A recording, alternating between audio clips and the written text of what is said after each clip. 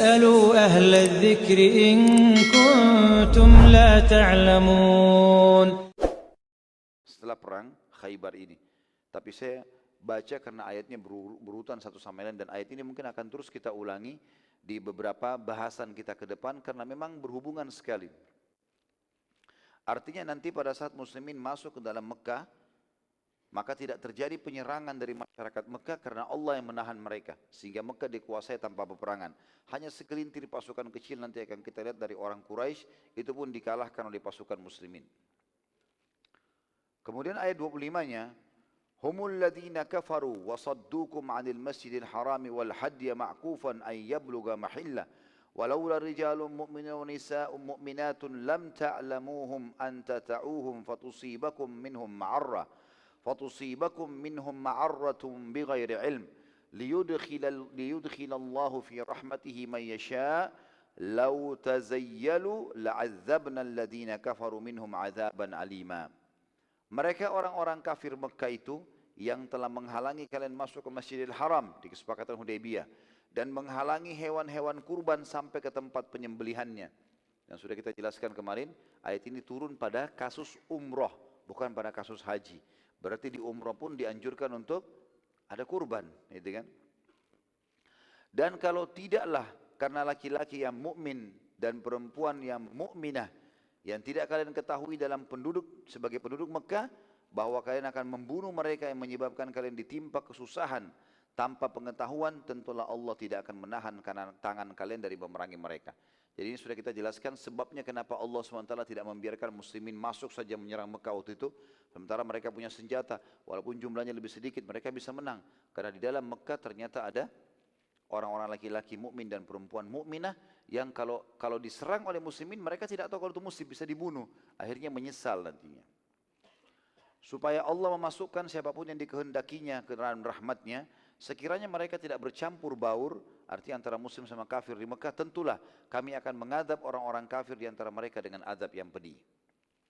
Ayat 26-nya, إذ جعل الذين كفروا في قلوبهم الحمية حمية الجاهلية فأنزل الله سكينته على الرسول وعلى المؤمنين وألزمهم كلمة التقوى وكانوا أحق بها وأهلها وكان الله بكل شيء عليما. Ketika orang-orang kafir menanamkan dalam hati mereka kesombongan, yaitu kesombongan jahiliyah, mereka anggap mereka akan bisa mengalahkan muslimin.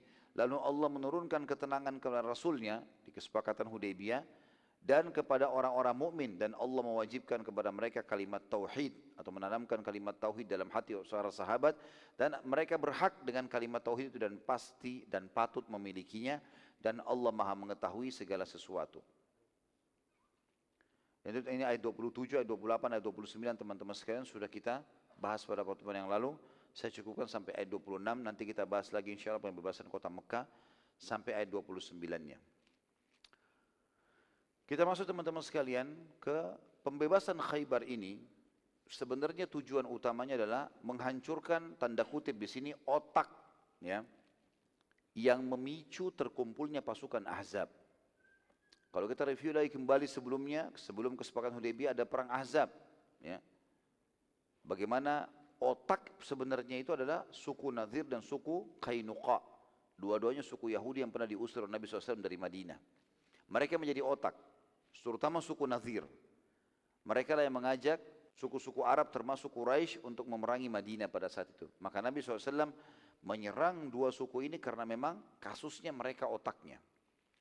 Tentu suku Nadir ini dipimpin oleh Kanana bin Abi Huqaiq, dan juga Qainuqa dipimpin oleh Salam ibn Mushkim. Ya, dua-duanya nanti akan terbunuh ini orang. Nabi SAW lalu bergerak dengan semua yang telah ikut di kejadian Hudaybiyah, kecuali beberapa orang saja yang tiba-tiba sakit pada saat masuk kota Madinah, maka Allah pun memaafkan mereka sebagaimana tadi sudah dijelaskan dalam surah Al-Fatih, surah nomor 29 ayat 17. Walaupun sebagian ulama mengatakan bahwasanya dimaksud dengan tidak ada beban hukum bagi orang yang buta, orang yang pincang, ini adalah orang-orang yang dari Madinah yang baru mau ikut, bukan dari orang yang ikut di kesepakatan Hudaybiyah. Dan tepatnya terjadi pada bulan Muharram tahun 7 Hijriah, keluarlah pasukan muslimin dari Madinah. Bulan Muharram tahun 7 Hijriah. Tentu dalam tulisan saya ini saya sempat tuliskan ada kisah tentang 3 suku Yahudi itu, dan sudah pernah saya sampaikan bagaimana Qainuqa dikeluarkan dari Madinah, kemudian Nadhir dikeluarkan dari Madinah, dan juga Quraidah dikeluarkan dari Madinah. Ini saya tidak ulangi lagi. Yang jelas suku-suku ini akhirnya berkumpul di Khaybar semuanya. Di antara kisah yang perlu disebutkan adalah kisah seorang Yahudi yang bernama Abu Syaham. Abu Syaham ini, teman-teman sekalian, adalah orang Yahudi yang tinggal di Khaybar. Pada saat dia dengar bahwasanya muslimin akan keluar dan sengaja diiklankan, Khaybar sudah mendengarkan berita kalau mereka akan diserang. Maka ada satu orang Yahudi namanya Abu Syaham, dia menuntut hutangnya yang dimiliki oleh seorang sahabat kurang lebih 5 dirham saja. Sahabat ini bernama Abdullah. Ia berkata, wahai Abdullah, kalau engkau mau keluar ke Khaybar maka lunasi dulu utangmu. Abdullah lalu menjawab, sabar saja. Saat aku kembali dari pembebasan Khaybar maka aku pasti akan membayarmu. Jadi kebetulan Abu Syaham ini tinggal di Khaybar. Dia tahu muslimin akan keluar sana dan akan menang. Maka dia tuntut, jangan keluar kecuali kamu harus bayar utangmu dulu. Jadi ini sebuah hukum syar'i teman-teman sekalian. Tidak boleh pergi jihad kalau masih punya utang.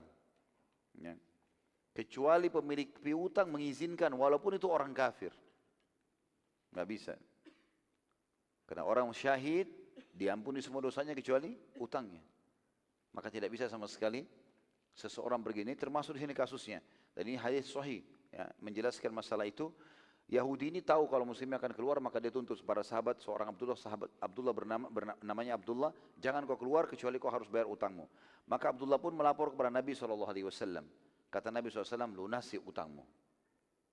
Lunasi utangmu, gitu kan. Pada saat itu Abdullah mengatakan, ya Rasulullah, saya tidak punya sesuatu yang bisa saya lunasi utang saya. Jadi karena susahnya hidupnya pada saat itu ya. Maka Nabi SAW mengatakan, lunasi walaupun kamu harus menjual bajumu.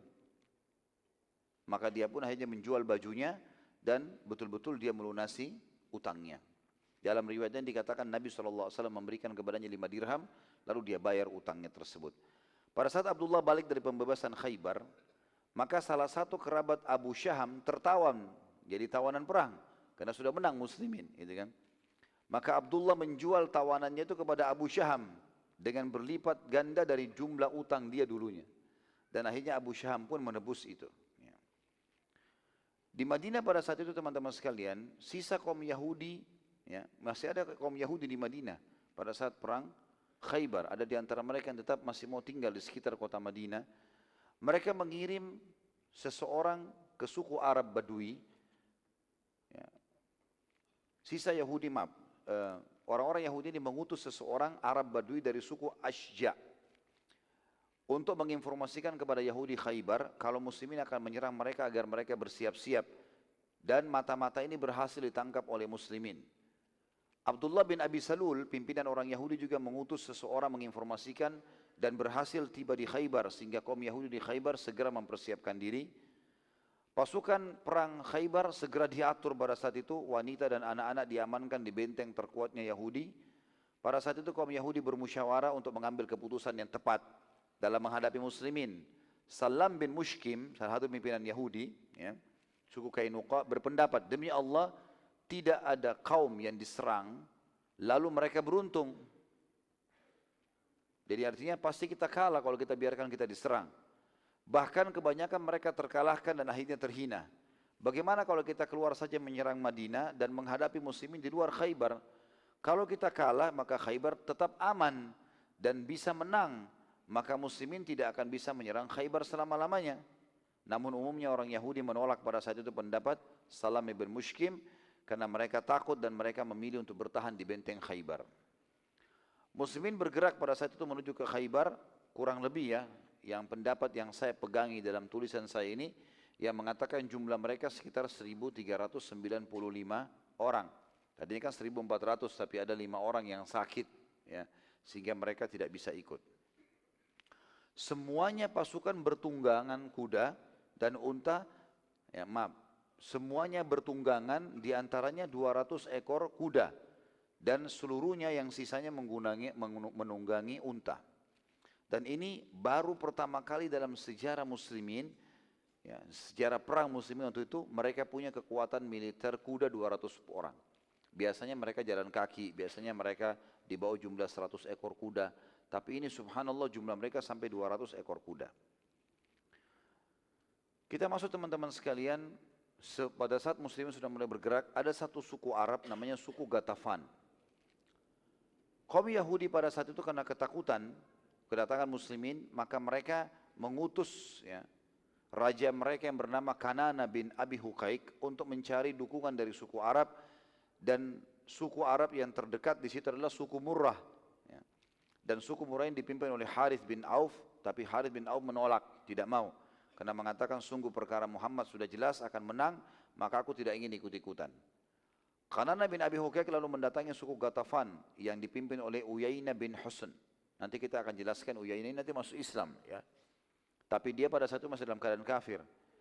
Dia juga sempat ikut perang di perang Ahzab, dan Nabi SAW sempat negosiasi waktu itu akan memberikan kepada dia sekian hasilnya kebun kurma asal dia pulang, tapi dia tidak mau gitu kan. Pada saat itu akhirnya Yahudi mendapatkan dukungan dari Uyainah bin Husn ini dengan bayaran. Maka Uyainah bin Husn setuju dan mengirim 1000 orang suku Ghatafan untuk menguatkan benteng Khaybar. Jadi sebenarnya di Khaybar sendiri itu ada 10.000 pasukan perang, 10.000 orang. Orang-orang Yahudi jumlahnya 10.000 orang. Jumlah muslimin yang datang kurang dari 1.400. Artinya kurang lebih 15% saja jumlah muslimin dibandingkan pasukan inti mereka. 10.000 orang itu baru pasukan inti, belum masyarakat umum yang mereka bisa ajak berperang. Tambah lagi Ghatafan menambah 1.000 buat mereka, jadi 11.000 orang. Gitu kan. Itu pun mereka masih ketakutan. Pada saat mengirim 1.000 orang dari sukunya, Uyainah bin Husn didatangi oleh Harith bin Auf. Ya, tadi suku Murrah yang menolak untuk membantu Yahudi dan berkata, jangan engkau ikut-ikutan membela Yahudi, hai Uyainah. Sungguh perkara Muhammad sudah terlihat, ia pasti menang. Uyainah menjawab, Muhammad tidak akan mampu menghadapi kami dan Yahudi. Kata Harith, demi Allah, aku telah mendengar dengan kedua kupingku ini, kalau Salam ibn Mushkim, pimpinan orang-orang Yahudi di Khaybar, berkata, sungguh akan terjadi pembantaian Yahudi 2 kali. Sekali di Madinah, dan sekali lagi terjadi di Khaybar. Dan ini Khaybar yang akan diserang. Jadi sebenarnya orang Yahudi teman-teman tahu itu. Mereka tidak akan beriman kepada Nabi SAW di Madinah. Mereka tahu ada penjelasan. Dan mereka temukan itu ternyata dalam kitab mereka. Dalam kitab Taurat. Bahwasanya akan ada dari Bani Israel sekelompok mereka yang tinggal di tempat hijrahnya Nabi terakhir. Lalu mereka tidak mau beriman. Lalu mereka akan diusir dari kampung itu atau dari kota itu Madinah. Dan mereka juga akan lari ke sebuah tempat namanya Khaybar. Dalam kitab Taurat yang asli ada kalimat itu. Dan mereka pun akan dibantai lagi kedua kali di situ karena mereka tidak mau beriman. Mereka tahu tapi subhanallah tidak mau ikut. Uyainah berkata, apakah engkau mendengar dengan kupingmu sendiri? Jadi yang sampaikan ini adalah Harith tadi. Harith bin Auf, temannya, sama-sama kepala suku Arab. Kata Harith, iya. Uyainah berkata lagi, lalu kenapa kalau demikian Salam masih ingin ikut berperang? Dia sudah tahu kejadian itu. Harith menjawab, karena ia mau membela kaumnya. Uyainah menjawab, aku juga akan tetap membela kaumnya. Ya.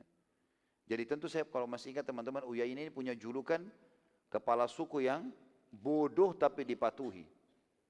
Jadi luar biasa, keputusannya aneh-aneh Uyainah ini. Kalau masih ingat dulu waktu perang Ahzab kan begitu, dinegosiasi supaya pulang saja, dikasih setengah hasilnya Madinah.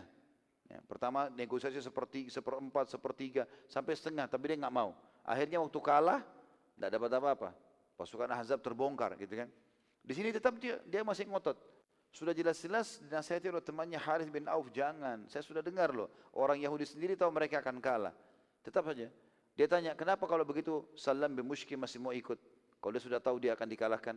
Kata Harith, karena dia mau bela sukunya saja. Tapi dia tahu dia kalah. Kata Uyainah, kalau gitu saya juga ikut-ikutan. Walaupun dia pasti kalah, saya juga mau ikut. Enggak apa-apa. Uyainah lalu berkata, tentu karena Uyainah ini dibayar ya. Pasukan bayaran, dibayar gitu. Apakah engkau, maaf. Yang perlu diketahui teman-teman sekalian di sini, Uyainah sempat mengutus ya. Sebentar saya tam. Uyainah adalah kepala suku yang sangat bodoh, tapi kaumnya sangat patuh padanya. Sampai Nabi SAW mengatakan tentang Uyainah, orang bodoh yang terpatuhi. Itu sebuah hadis yang sahih menjelaskan masalah itu. Uyainah lalu